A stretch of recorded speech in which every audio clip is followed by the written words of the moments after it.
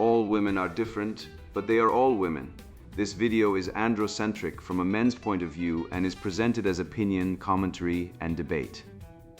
Expressing opinions is not violence. These are ideas to challenge, question, and argue in public, because classical liberalism relies on the First Amendment for its dialectic.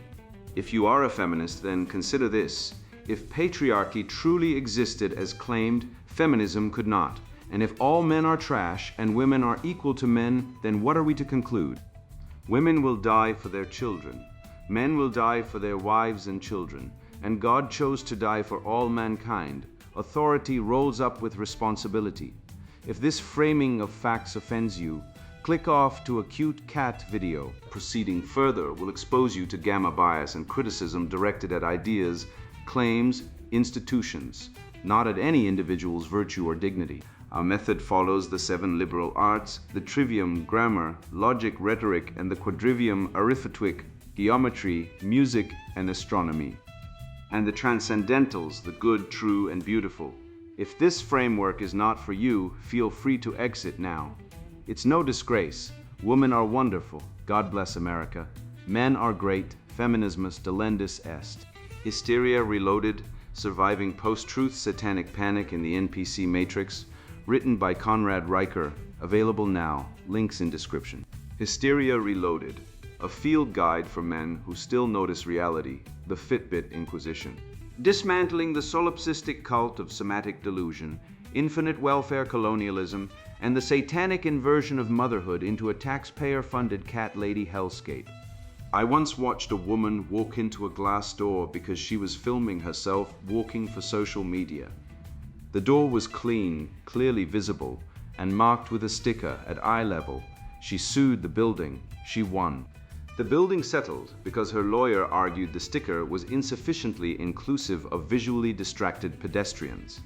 I tell you this because nothing I just described is surprising to you, and that fact alone should terrify you. We have built a civilization where a woman can declare a steering wheel cover an instrument of patriarchal rape, demand the state tax men into servitude to fund her therapeutic retreats, celebrate the surgical termination of her own offspring as a sacrament of liberation, and call herself oppressed while doing it from a climate control department built by men, powered by men, protected by men, and paid for by men who will never set foot inside it. This is not a joke. This is a diagnosis. The article you just read is not satire. It is a confession. Every word of it was written in complete sincerity by a mind that has been so thoroughly colonized by resentment that it experiences its own survival as oppression. She sat in a parking lot, stared at a piece of fake leopard print, and had a genuine psychological episode. Her nervous system registered a business meeting as physical assault. Her Fitbit became a witness to a crime that never occurred, and she published this as proof of her strength. Let me tell you what strength looks like. Strength is the man who laid the asphalt she drove on to reach her matcha cafe. Strength is the man who mined the lithium in her biometric device. Strength is the 93% of workplace fatalities that are male. The 78% of net lifetime tax contributions that come from male paychecks. The fathers who are dragged from their own homes by family courts operating on the principle that a woman's unhappiness constitutes legal grounds for asset confiscation and child removal. Strength is the silent, grinding, uncelebrated labor of masculine duty that makes it physically possible for a woman to sit in a parking lot and compose a manifesto about how oppressed she is by steering wheel covers. She does not hate the steering wheel. She hates that she cannot build the car. What follows is a systematic dismantling of the most spiritually and intellectually bankrupt ideology to ever seize the institutions of the Western world. I will not be kind.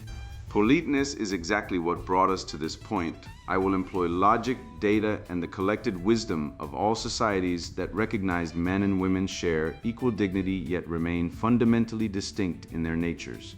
I will demonstrate exactly how her thesis collapses under its own weight, how her definition of rape renders the term meaningless, how her financial demands are an admission of parasitism, and how her celebration of abortion is simply the death instinct disguised in boutique language. By the time you finish reading, you will realize this extends far beyond a mere political disagreement. It is a civilizational emergency, and the hour is already long past midnight. Bunkum article by a feminist PhD. Have you ever truly looked at a steering wheel cover? I mean, truly deconstructed its violently heteronormative presence in your life. Cruar, last Tuesday, while sitting in the parking lot of my local artisanal matcha cafe, I found myself staring at the fake leopard print steering wheel cover my ex-partner forced upon me. I felt my chest tighten. I felt the suffocating grip of the global patriarchal conspiracy wrapped around my throat. That steering wheel cover isn't just an aesthetic violation, it is a localized daily micro-rape. It represents the male need to grip, to control, to cover the raw, unapologetic machinery of female navigation with their suffocating synthetic dominance. Let us finally speak the unspeakable truth, sisters. Marriage is merely long-term prostitution, and every act of heterosexual intercourse is, by the very structural definition of male supremacy, a violation. Consent is an illusion constructed by the carceral male gaze to disguise the inherent robbery of female energy. Men carry the original sin of their biology. They are born parasites, dead set on colonizing our sacred fluid spaces with their rigid, weaponized appendages. They demand entry into our bodies because they possess no interiority of their own. They are biological voids. I know this because my body is the ultimate arbiter of reality. The era of objective truth, a white supremacist, phallogocentric construct designed to silence our lived experiences, is dead. Last week, I wore my biometric heart rate monitor to a funding meeting with a panel of 3 cisgender male venture capitalists. I sat there, listening to them pontificate about scaling the business and market penetration, and my heart rate monitor registered a spike to 145 BPM. Was I having a panic attack? No. I was experiencing an acute, somatic revelation of male violence. My elevated heart rate was empirical, scientific proof that they were enacting psychological rape upon me. The data doesn't lie. When I feel unsafe, you are unsafe. When my nervous system registers your mere existence as a threat, you are guilty of assault. My emotional solipsism is the supreme epistemic framework of the new world. But of course, the fragile male ego cannot handle our truth. We see this in the pathetic, whining backlash against diversity, equity, and inclusion in the workplace. Men are throwing literal tantrums because their unearned privilege is finally being slightly inconvenienced. They cry about meritocracy because they know they cannot survive in a system that prioritizes emotional safety, queer deconstruction, and the dismantling of Western productivity. Scaling a business is just patriarchal code for hoarding resources.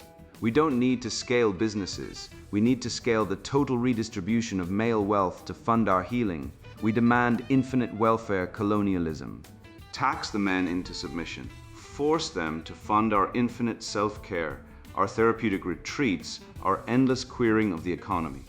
And when they inevitably complain about their own enslavement, we will scream victim and point to our heart rate monitors as proof of their aggressive entitlement. It is the perfect closed loop of justice. The supreme expression of our sovereignty, however, remains the holy sacrament of abortion. They call it a tragedy. We call it a vital exorcism. Abortion is the ultimate act of satanic inversion, the magical refusal to let the male seed take root in the fertile soil of our divine chaos. Why would we birth our oppressors? Why would we nurture the parasitic class? I gladly traded the biological prison of motherhood for a sterile, minimalist apartment, a high-paying remote job where I don't have to look at their faces, and my black cat, Luna. Some dusty, archaic Toronto men mock this, claiming the cat is a symptom of a solitary, infected mind. But Luna is my familiar, my low toxoplasma sovereign. I'm strong, I am independent. I don't need no man. And because I don't need them, I will spend every waking moment demanding the state monitor control and financially penalize them for my benefit. If you are a right-thinking man reading this and you feel your blood pressure rising, good. Let it rise. Check your heart rate monitor. Your anger is just the feeling of your unearned power evaporating. You are guilty by breathing. We are coming for your steering wheels, your businesses, and your illusions. Step aside or be crushed by the hive. not all men, but definitely you, the solipsistic cult of somatic delusion. Consider the sobering arithmetic of civilization. 93% of workplace fatalities are men.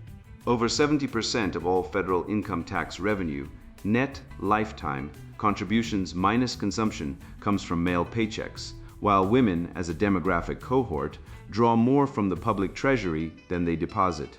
3 to 4 times as many men kill themselves as women. These numbers do not care about your feelings.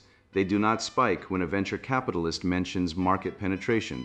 They simply exist, grinding and enormous like the tectonic plates beneath an artisanal matcha cafe that someone else built, someone else plumbed, someone else wired, and someone else insured. So when our author declares men biological voids lacking interiority, she has managed to construct the exact inversion of measurable reality. The void is not male. The void is a worldview that substitutes a Fitbit reading for a moral argument. The void is a mind that stares at a steering wheel and sees oppression rather than engineering. The male mind, restless, abstracting, systematizing, built the physical and intellectual architecture she depends on to type her manifesto. The macho was grown using agricultural techniques refined over millennia by men who understood nitrogen cycles. The biometric monitor on her wrist runs on semiconductor physics, developed by men who understood quantum tunneling. The internet carrying her words operates on protocols designed by men who understood packet switching. She calls men parasites while breathing the exhaust of 10,000 years of male provisioning. This is not argument. It is a toddler screaming at the table because the adults won't let her eat the candle. Let us perform a simple syllogism, since logic is apparently now a phallogocentric construct and must be defended. Premise 1. Moral culpability requires a guilty mind mens rea, the conscious intent to commit harm. Premise 2. A elevated heart rate in the presence of a business pitch contains zero information about the speaker's intent. Conclusion: your Fitbit reading is not evidence of a crime. This is not complicated. This is Western jurisprudence distilled to its essence. The tradition that gave us habeas corpus, nulla poena sine legi, and the presumption of innocence that separates a civilization from a mob. Our author's heart rate spiked to 145 BPM during a funding meeting. By her own logic, if a man's heart rate spiked while listening to a woman speak, he would be justified in calling the police. Imagine the scenario. A male entrepreneur files an assault charge because a female partner's presentation raised his cortisol. He would be committed. He should be committed.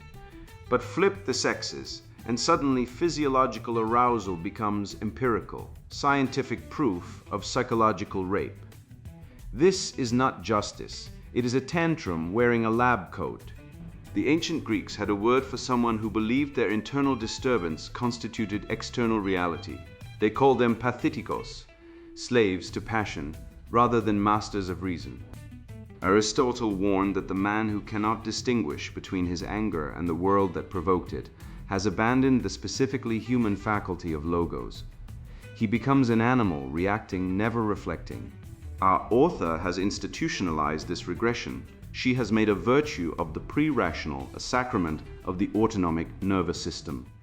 When my nervous system registers your existence as a threat, she writes, you are guilty of assault. Replace my nervous system with my dog, and you have the same epistemic architecture. The dog barks, therefore you are a burglar. The difference is that the dog does not demand venture capital. Now apply the sex swap test, the most surgical tool in the analyst's kit. A man publishes an essay declaring that women are biological parasites, that their reproductive biology constitutes original sin, that marriage to a woman is long-term theft, and that every act of heterosexual intercourse is by structural definition a violation. He insists his elevated heart rate around women proves they are assaulting him. He demands the state tax women into submission to fund his emotional comfort. What happens? He is deplatformed, fired, investigated, and universally condemned correctly. I should add because collective guilt is always a lie, regardless of which sex wields it. Now, watch our author publish the identical argument inverted and receive applause. This asymmetry is not accidental, it is structural. Studies confirm what everyone already knows, but few will say. Women receive sentencing discounts of approximately 63% for equivalent crimes. The media codes female suffering as headline, male suffering as background noise. Family courts, operating behind closed doors that would make the Star Chamber blush, treat fathers as walking wallets whose parental rights extend exactly as far as their bank accounts. In the United Kingdom, the family court system processes over 50,000 private law children act applications annually, and fathers report systematic exclusion from their children's lives based on unverified accusations that would fail any reasonable evidentiary standard. The system does what it does by design. Its purpose is written in its outcomes: smash the patriarchal family, abolish paternal authority, and transfer resources from men to women via the intermediation of the state. The Birkenhead Protocols established this architecture over a century ago, and it has only accelerated. Men comprise roughly 80% of suicide victims. Yet you will search in vain for a government program addressing the epidemic. Men account for 93% of workplace fatalities, yet toxic masculinity is the diagnosis, not disposable masculinity. Our author calls male anger fragility, while demanding the entire apparatus of government bend to accommodate her elevated pulse. This is not empathy. It is tyranny wearing a compassion mask. The genuine damage inflicted by the standpoint epistemology on display, the insistence that subjective feeling constitutes objective fact, is not merely intellectual. It is civilizational. When truth is determined by the identity of the speaker rather than the correspondence between proposition and reality, you have abolished the possibility of disagreement. You have also abolished the possibility of correction, reform, or progress. If my emotional experience is the supreme epistemic framework, then any challenge to my conclusions is automatically a challenge to my existence. Criticism becomes violence, disagreement becomes assault, logic becomes oppression. This is by definition a cult, a closed system of belief that immunizes itself against external evidence. The classical tradition of Western education, the trivium, understood that knowledge requires three stages: grammar, the facts; logic, the relationships between facts; and rhetoric, the persuasive expression of conclusions derived from facts. This writer has collapsed all three into a single moment of somatic reaction. Grammar is replaced by feeling. Logic is replaced by heart rate. Rhetoric is replaced by an emoji. She has not advanced beyond infancy. The infant cries. The mother interprets. The need is met. This is the complete circuit of her epistemology. The difference is that infants grow up. They develop theory of mind, the capacity to recognize that other people have interior experiences different from their own. They learn gradually that the world is not a mirror. The writer has refused this development. She has remained by choice in the pre-rational stage, and she demands the entire culture accommodate her refusal. This is not strength. A woman who says, "I am strong, I am independent, I don't need no man," in one paragraph, then demands the state confiscate male wealth to fund her lifestyle in the next, has not achieved liberation. She has achieved the precise logical status of a tenant who sets fire to her landlord's building while demanding he continue paying her rent. Independence requires contribution. Freedom requires self-sufficiency. She has neither. She has only the state's coercive apparatus acting as her proxy husband, extracting resources from men she claims to despise while depending on them entirely. Consider the steering wheel. Here is an object designed by engineers to provide grip, control, and safety during the operation of a 2-ton vehicle traveling at highway speeds. It is covered, sometimes in leather, sometimes in rubber, sometimes, regrettably, in fake leopard print, so that the driver's hands do not slip during an emergency maneuver. Our author stares at this object and sees synthetic dominance, heteronormative presence, and micro-rape. What she actually sees projected onto polyurethane is her own relationship with reality itself. The steering wheel represents control, direction, purpose, the logos of navigation. It requires a driver who knows where she is going and has the grip to get there.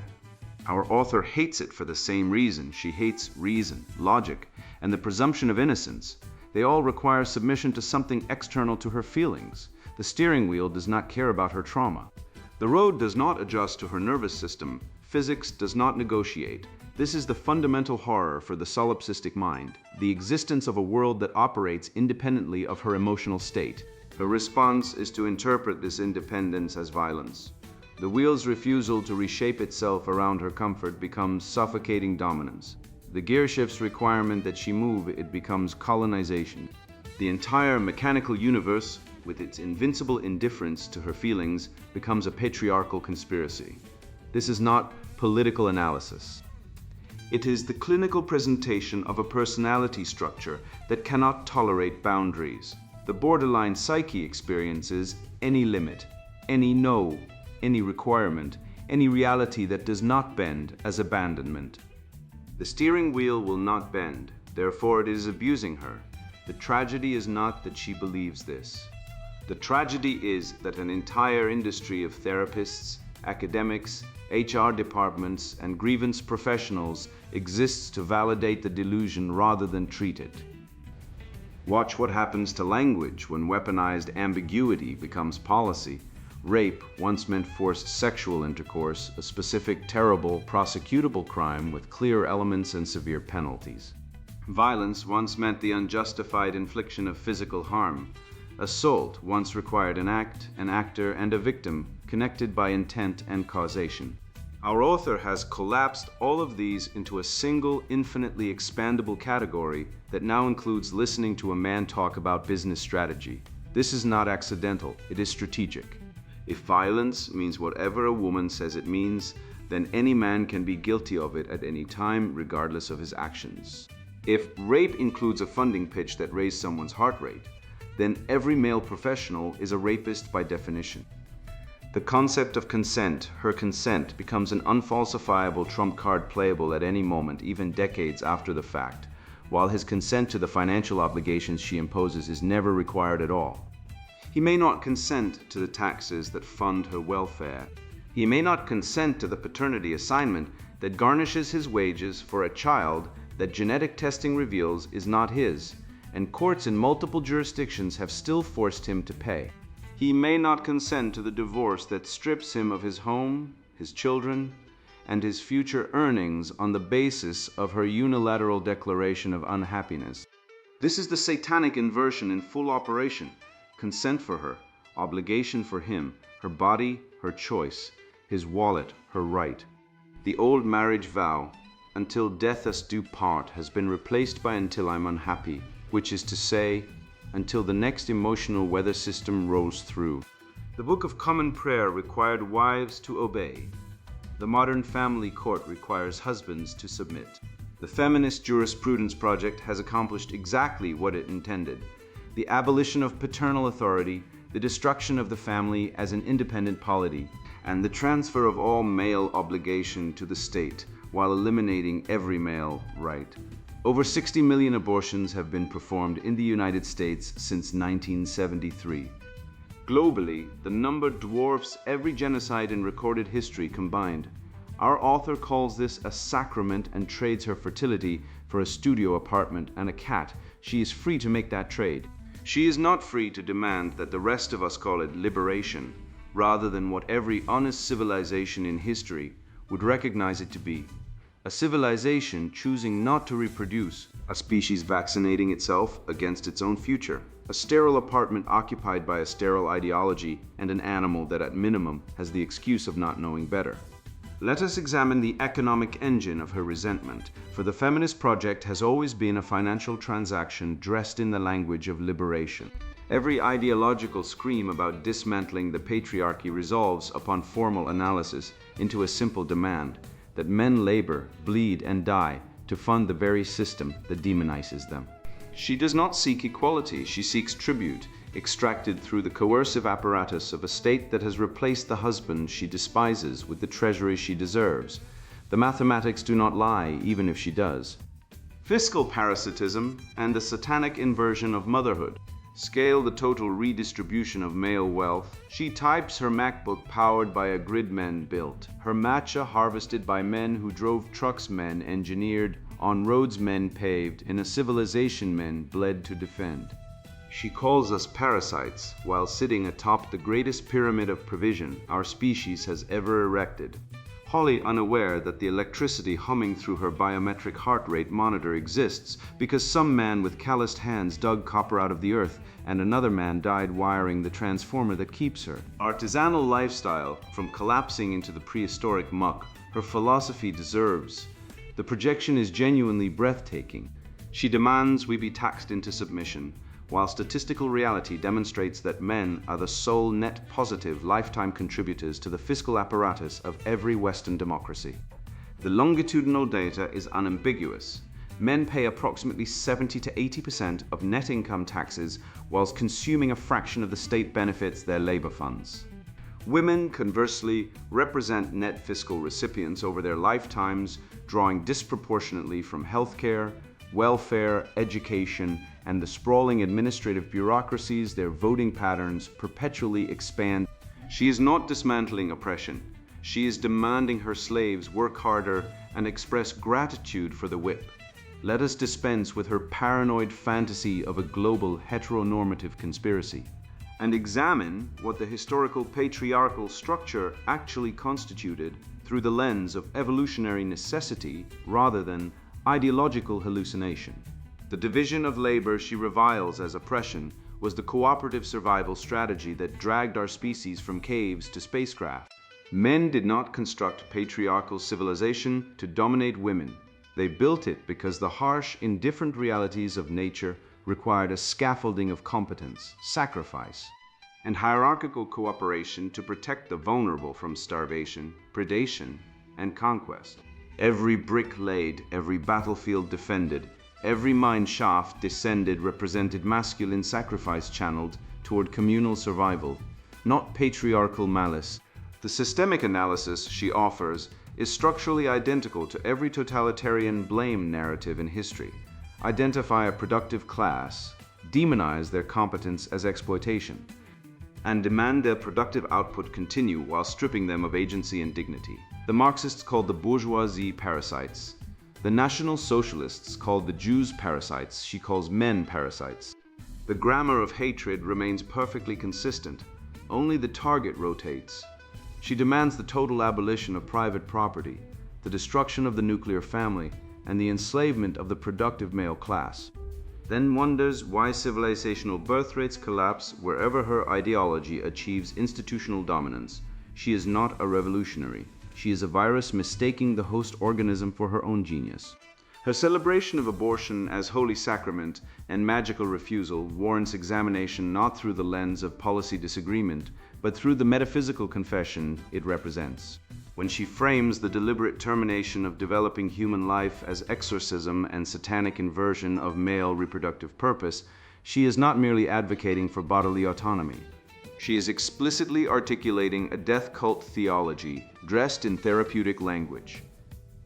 The numbers dwarf every military conflict in human history.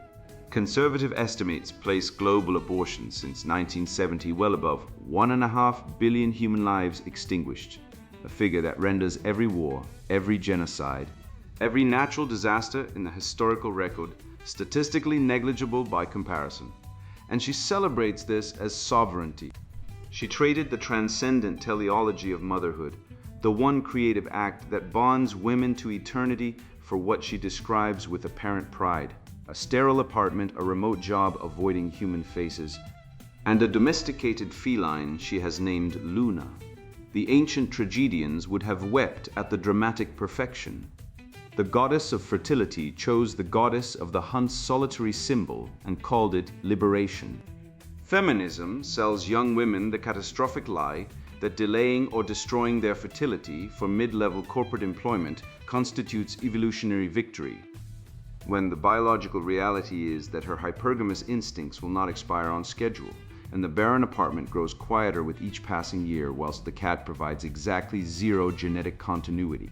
Her fierce declaration of independence is immediately followed in the very next sentence by a demand for infinite welfare colonialism funded by taxing men into submission, and the sheer inability to recognize this contradiction would be merely amusing if it were not the foundational lie governing Western institutional policy. She does not want independence. She wants the state to replace the husband she resents needing. She wants provision without submission, security without reciprocity, resources without the relationship that historically mediated their transfer. The economics of her ideology resolve to a simple transfer mechanism.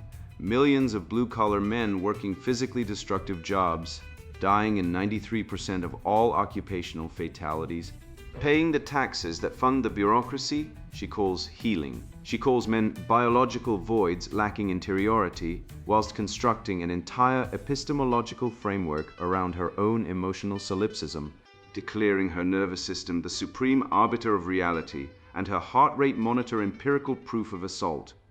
This is not philosophy. This is clinical narcissism weaponized as jurisprudence. The reasonable man's standard of common law has been satanically inverted into the hysterical woman's standard, where her subjective emotional state constitutes evidence of his criminality, and his objective innocence constitutes proof of his privilege. The family courts operate as closed-session tribunals where accusation achieves conviction, where the best interests of the child functions as the Arbeit macht frei, sign above the gateway to paternal slavery, and where men receive less contact with their own children than incarcerated felons, all whilst financing the household from which they have been expelled. She concludes with the observation that male anger is merely the feeling of unearned power evaporating, a masterclass in the Darvo maneuver so perfect it almost warrants grudging aesthetic admiration. She demands the absolute subjugation of men through state violence, the confiscation of their labor, the destruction of their families, the termination of their children, and the demonization of their very biology as original sin, then frames their predictable objection as evidence of their inherent guilt. The circular logic is genuinely totalitarian. Your anger at being enslaved proves you deserved enslavement. But consider what her prescribed civilization actually produces when implemented. The data already surrounds us. Marriage rates have collapsed from 90% of the greatest generation to roughly 30% of Generation Z. Paternity discrepancy rates, the quiet epidemic of cuckoldry her ideology refuses to acknowledge, persist at an estimated 10 to 30% depending on the population studied, representing millions of men raising children not their own, their biological lineage extinguished by the deceit she would classify as female empowerment. Male suicide rates run 3 to 4 times higher than female rates across every developed nation. A statistic that receives a fraction of the research funding directed toward any female health issue because male suffering registers as noise rather than headline in her empathic framework. She is not building a new world. She is presiding over the demographic and spiritual collapse of the only civilization that ever permitted her the luxury of sitting in a parking lot, complaining about a steering wheel cover, whilst the machinery of abundance hummed faithfully around her, maintained by men she despises, who will continue maintaining it long after her ideology has dissolved into the historical footnote it deserves to become. Look at what we just dissected together. You sat through that entire hysterical seance, her Fitbit confessional, her steering wheel exorcism, her satanic maternity ward, and you didn't blink. That's because you're vaccinated against the pathology now. You see the matrix code running behind her word salad. When she claims her elevated heart rate during a business pitch constitutes empirical proof of male violence, you recognize the epistemic corruption. She has replaced mens rea with menses rea. Guilty mind replaced by guilty gland. The Western legal tradition, stretching from Hammurabi through Justinian to Blackstone, demanded objective proof of intent, act, and harm. She demands you convict on her cortisol. This isn't jurisprudence, it's jungle law wearing a lab coat. And the terrifying thing is that family courts across the Anglophone world are already operating on her logic. In closed session, without jury, without transcript, without the reasonable man's standard that took 8 centuries to forge. Some robed enforcer weighing your children against her tears on a balance of probabilities that isn't balanced at all. Over 80% of custodial parents are mothers. Paternity discrepancy runs between 10 and 30% depending on the study, and not a single Western jurisdiction recognizes cuckoldry as fraud. She can literally hand you another man's genetic legacy, demand 18 years of child support at gunpoint, and when you discover the deception, you will be called controlling for requesting a DNA test. That's not equality. That's not justice. That's a parasite writing the health inspection report on its host. But here's the truth she will never speak. The truth your instincts have been whispering to you for years while the culture screamed you into silence. Men built the floor she's twirling on. Men mined the cobalt in her smartphone. Men laid the fiber optic cables carrying her manifesto into the digital void. Men maintained the electrical grid powering her matcha cafe's espresso machine. 93% of workplace fatalities are men. 14 of the 15 leading causes of premature death hit men harder. Male suicide outpaces female suicide 3 to 1, sometimes 4 to 1, and the funding runs inverse to the body count. Men are net lifetime contributors to the fiscal system. Women are net lifetime recipients. These are not opinions. They are demographic facts scrubbed from every university curriculum precisely because they obliterate the foundational premises of her entire grievance theology. She calls you a parasite while standing inside a cathedral you built with your bleeding hands. And when you point at the schematics, she calls the pointing violent. And still, you feel that old instinct, don't you? That blue pill twitch in your chest, that voice that says maybe you're being too harsh, maybe not all of them. Maybe you should add a qualifier. Maybe you should apologize for the discomfort your silence causes. Kill that voice. It's not compassion. It's the internalized gynocentrism that has been wired into your nervous system since your mother first shushed your crying while your sister's tears bought the room. That voice is the mark of the domesticated animal, and right now, domesticated men are walking into the family court abattoir by the millions, wondering why the nice lady with the law degree keeps telling them that seeing their children is a privilege they haven't earned. You earned it. You earned it when you worked the double shift. You earned it when you swallowed your grief because nobody asked and nobody cared. You earned it by being the load-bearing wall of a civilization that writes bestseller books about your obsolescence. So what do you do now? You see, that's what you gained here today. You see that her lived experience is a epistemological black hole that devours reason. You see that DEI isn't inclusion, it's a wealth transfer mechanism dressed in therapeutic language. You see that abortion isn't healthcare, it's a blood sacrament to the goddess of nothing, trading generations on the altar of convenience. Over 60 million surgical abortions in America alone since 1973, and she calls it sovereignty. Genghis Khan would blush at those numbers. You see that strong and independent means state-subsidized and male-funded. You see that her solipsism isn't wisdom. It's the developmental arrest of a creature that never learned to distinguish between the weather in her skull and the climate of reality. Now take what you've seen and move. Share this with the young man you know who's about to sign that marriage certificate without understanding the exit clause was written by his executioner. Share it with the father fighting for weekend access to his own flesh and blood, while the state treats him as an ATM with a restraining order. Share it with the boy in college being told his masculinity is original sin and his ambition is violence. You are not alone in seeing through the lie. You never were. The silence was the prison, not the solitude. And the silence ends now with you with this breath, with the logos reignited in your chest, like a furnace that was never truly cold, just waiting for someone to open the damper and let the air rush back in. Walk out of this essay and back into your life with your spine straight and your mind clear. The Matrix has no power over a man who can name it, and you just named every demon in the liturgy. And now the sponsored book introduction, Hysteria Reloaded, Surviving Post-Truth Satanic Panic in the NPC Matrix. You feel the suffocating pressure every single time you log onto a screen, walk into a corporate office, or turn on the TV. The pillars of Western civilization, the very architecture of rational thought forged by Aristotle, codified by Roman law and elevated by Judeo-Christian ethics, are being systematically dismantled. In their place, a cancerous alliance of generative algorithms and a gynocentric leftist hive mind has constructed a synthetic reality designed to to enslave your mind and strip you of your biological purpose. We are living through a post-truth pandemonium, an era where objective reality is sacrificed at the altar of a feminized, emotionally violent cult. I watched this ideological possession spread like a virus through our institutions, and I realized that the historical hysteria of the 1980s satanic panic never actually ended. It merely upgraded its operating system. It transformed from a fear of imaginary underground cults into a massive, coordinated assault on rational logic, masculine strength, and the patriarchal family structure.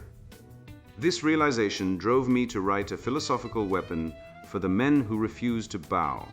I spent years observing the catastrophic effects of this matrix on the minds of strong men, watching as they were gaslit into apologizing for their own nature.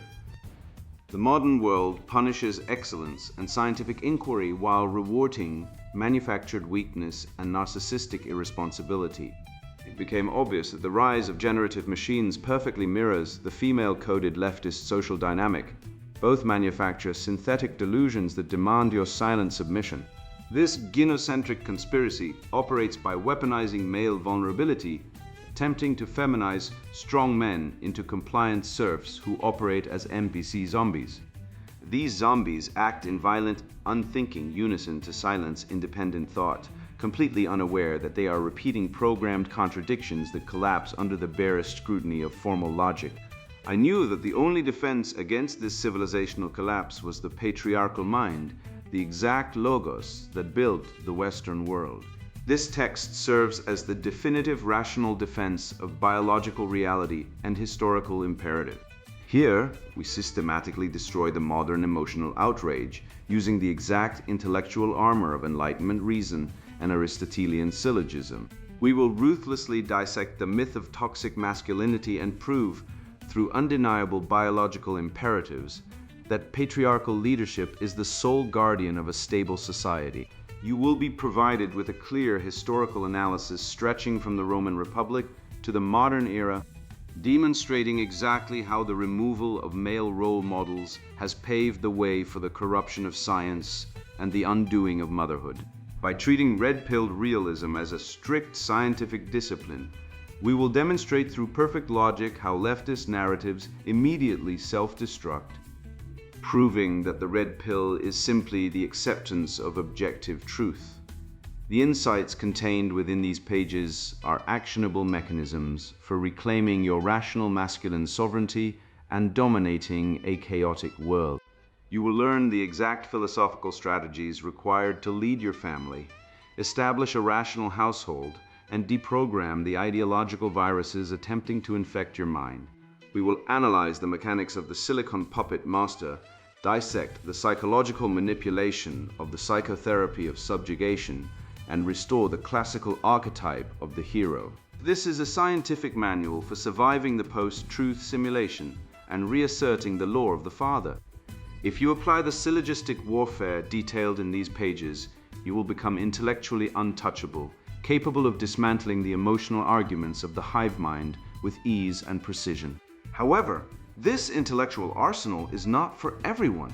If you are deeply committed to the comforts of the gynocentric illusion, if you prefer the safety of manufactured victimhood over the brutal responsibility of freedom, or if you are a compliant serf who enjoys repeating the approved phrases of the leftist orthodoxy, put this book down immediately. Close it, return it, and find a safe hobby that does not require you to confront uncomfortable realities.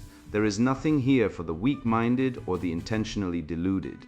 But if you are a rational man who refuses to watch his birthright be erased by a generation of narcissistic zombies, and if you are ready to shatter the illusion, read on. The time for silent submission has ended. The time to reclaim your sovereign masculinity begins now. Hysteria Reloaded. Surviving Post-Truth Satanic Panic in the NPC Matrix, written by Conrad Reicher. Buy now, links in description.